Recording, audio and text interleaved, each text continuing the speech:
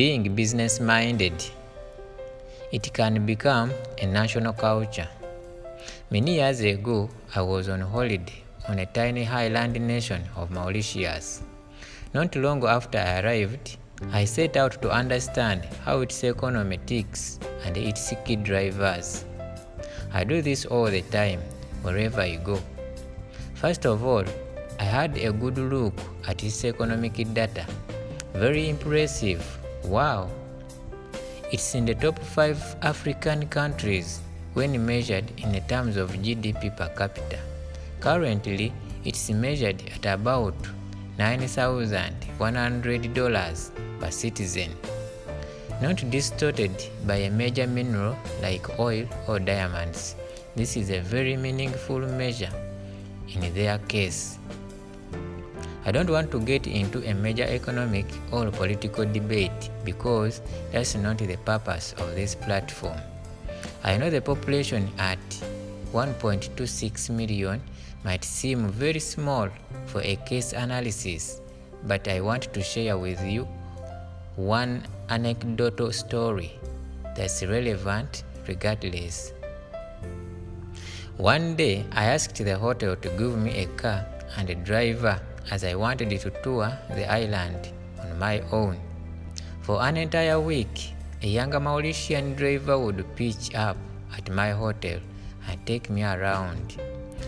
Having realized what I was interested in, he began to make suggestions. Today, Mr. Masiwa, I want to show you our diamond industry, he said excitedly. You have a diamond industry? I asked, surprised. My studies show that you have no minerals in this country. We don't mine, we cut and polish. Here we are like the Japanese. We don't have minerals, so we buy raw diamonds, cut them and polish. We make more money that way, he said. Can you take me there? I asked quietly. On another occasion, I asked him for a place I could stop to eat, and he drove me to a very expensive restaurant. I asked him why he had taken me to the most expensive place. Our economy, sir, is tourism. We need you to spend as much as possible when you are here. If I take you to a cheap restaurant, it's not as good for Mauritius. Then he added apologetically, I can take you somewhere cheaper if you like. No, it's okay. Let's help Mauritius.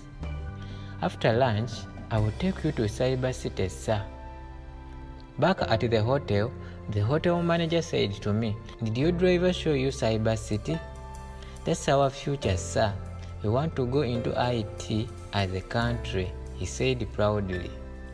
I have seen Cyber City. It's an amazing vision. Will you invest, sir?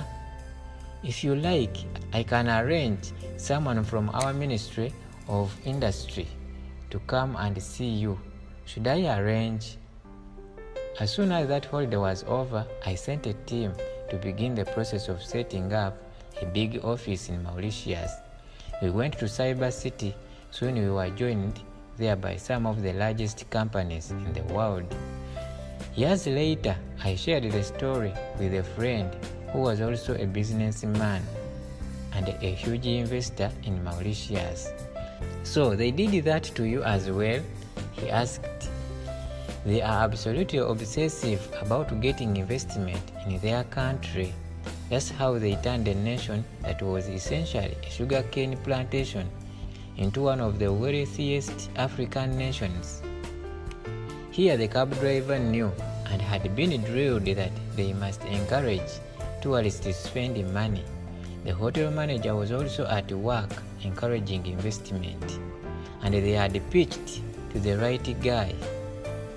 Have I mentioned before that I am an entrepreneurial tourist?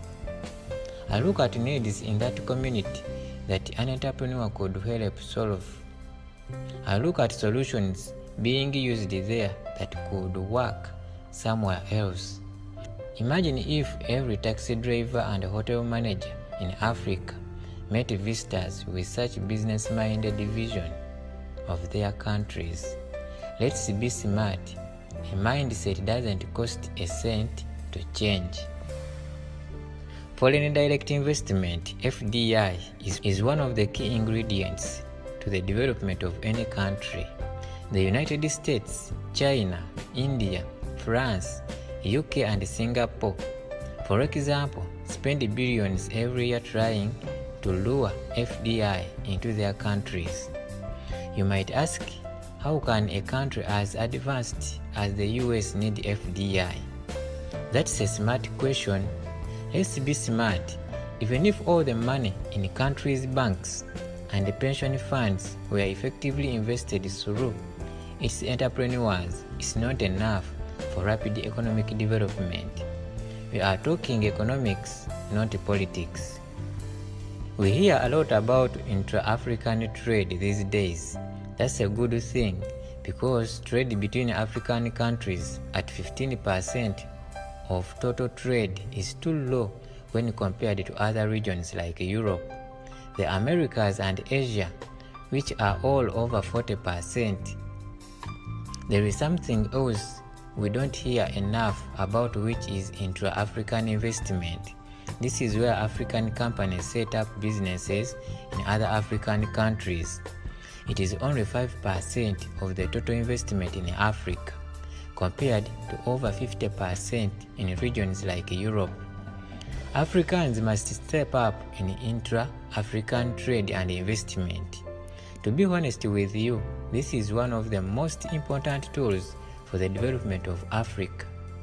You have to unleash our entrepreneurs to trade and invest on this continent. And here I am not just talking of big companies, but entrepreneurs and the businesses of any size, even if it is just one person.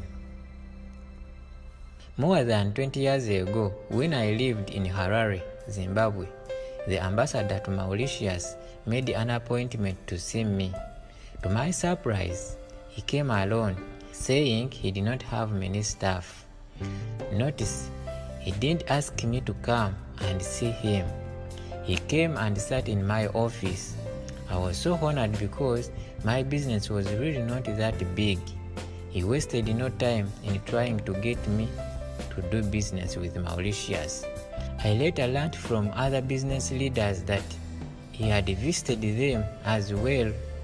The guy was basically going through the entire business directory. That was the best ambassador I ever met. When I arrived in South Africa 17 years ago, I was just one person. Today we employ more than 2,000 people directly, and we have made investments of over 15 billion rands. I have plans to invest even more. It's a humble contribution in the development of Africa because South Africa is part of Africa. In the same time, I have led investment of more than 20 billion rands into my homeland, Zimbabwe. I will never stop, no matter the conditions. This is not to forget investment in over 15 other African countries. I was born an entrepreneur. I eat, sleep, and think development through entrepreneurship. One person can make a difference. You know that, don't you? Yeah. The immigration officer asked the elderly Chinese businessman standing in front of him, "I want to look around your country to see if there are any business opportunities." The official then asked coldly and suspiciously, "Are there no opportunities in your own country?" And with that, the elderly gentleman was denied entry. It turned out he was chairman of one of the largest companies in the world. Had he been allowed in, it could have resulted in one of the most transformative investments ever for the African country. Let's be smart.